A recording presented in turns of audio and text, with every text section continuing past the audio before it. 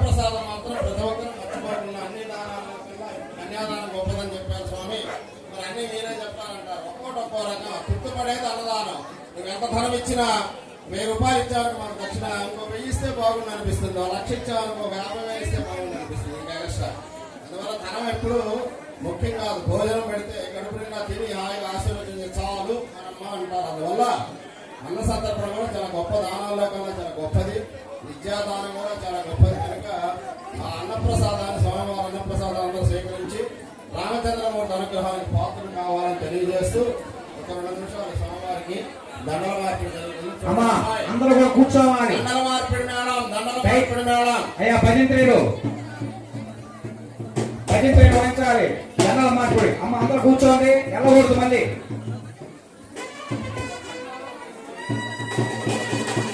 జై శ్రీరామ్.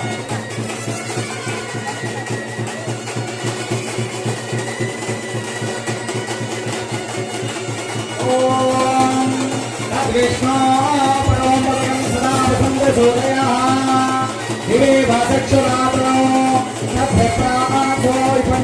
జాగవాణం సత్సంధరే విష్ణు పరమం పదం యో దేవా స్వాముభ్యో ధర్మాదిగోచరః శ్రేయస్సుధర్మోపాస్మహే నమో భగవతే రామచంద్రపరమాత్మనే నమో నమః. హరి ఓం.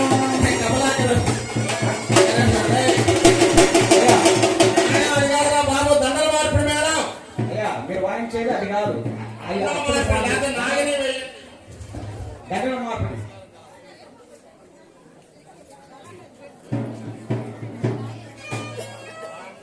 దండల మార్పిడి నిదానం.